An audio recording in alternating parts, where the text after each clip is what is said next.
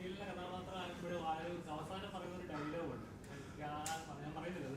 അപ്പം അങ്ങനത്തെ ചില ഇപ്പോൾ ഒരു നിയമത്തിന്റെ മുന്നിൽ നിൽക്കുന്ന ആരാണ് അയാളെ സപ്പോർട്ട് ചെയ്യുക എന്നുള്ളതാണ് ഒരു കാര്യം. പക്ഷെ ഇങ്ങനത്തെ പല കേസുകളും നമ്മുടെ സൊസൈറ്റി നടക്കുന്ന സമയത്ത് പലപ്പോഴും കഴിഞ്ഞിടയിൽ തന്നെ ഒരു വാർത്ത ഉണ്ടായിരുന്നു. ഒരു അധ്യാപകന് നേരെ ഒരു വിദ്യാർത്ഥി കൊടുത്ത ഒരു കേസിന്റെ പുറകെ അദ്ദേഹം 5 വർഷമാണ് ജയിലിൽ കിടന്നത്.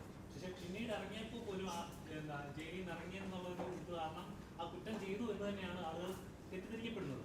ശരിക്കും നമ്മുടെ നിയമവ്യവസ്ഥയിൽ ഉണ്ടാകുന്ന ഒരു ഇങ്ങനെ ഒരുപാട് തെറ്റിദ്ധാരണപ്പെട്ടിട്ട് ഒരുപാട് വ്യക്തികൾ അനുഭവിക്കപ്പെടുന്നുണ്ട്. ഇങ്ങനെ ഒരു കഥ കേട്ടപ്പോൾ തന്നെ മനസ്സിൽ തോന്നിയത് അല്ല, നല്ല ചോദ്യമാണ്, വളരെ കറക്റ്റാണ്. കാരണം നമ്മുടെ നിയമ സംവിധാനം എന്ന് പറയുമ്പോൾ ഒരു രാത്രി കൊണ്ടോ ഒരു പകൽ കൊണ്ടോ മാറ്റിയെടുക്കാൻ കഴിയില്ല. പക്ഷേ ഇതേപോലെ ചിന്തകൾ സമൂഹത്തിൽ നമ്മൾ ഇടുകയാണ്.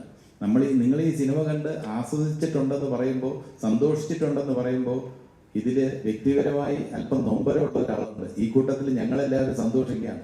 സംവിധായകൻ സേതുവിൻ്റെ സ്വന്തം അനുഭവ കഥ ഇതിനകത്തുണ്ട്, അദ്ദേഹത്തിൻ്റെ നൊമ്പരങ്ങളും കൂടെ ഇതിനകത്തുണ്ട്. ആ വേദനയിൽ ഉൾക്കൊണ്ട് എഴുതിയ ഒരു കഥയാണ്. അപ്പോൾ യഥാർത്ഥത്തിൽ അക്ഷരങ്ങളിൽ അല്പം രക്തവും കാണാൻ കഴിയും. അത്രത്തോളം വേദനിച്ചിട്ടുള്ള ഒരു മനുഷ്യനാണ്. അദ്ദേഹത്തിൻ്റെ കുടുംബാംഗങ്ങളുമായിട്ട് ഞാൻ സംസാരിച്ചപ്പോൾ ആ സമയത്ത് അവരെല്ലാവരും അനുഭവിച്ച വേദന, വിഷമമെല്ലാം എന്നോട് പറയുകയുണ്ടായി. അപ്പോൾ ആ വിഷമത്തിൽ ഉൾക്കൊണ്ടാണ് അദ്ദേഹം ഈ തിരക്കഥ എഴുതിയത്. അപ്പോൾ അതുകൊണ്ട് ജീവിതഗന്ധിയായിട്ടുള്ള ഒരു കഥയാണ്. നിയമത്തിൽ യഥാർത്ഥത്തിൽ ആര് തെറ്റ് ചെയ്തിട്ടുണ്ട് അവർ ശിക്ഷിക്കപ്പെടണം.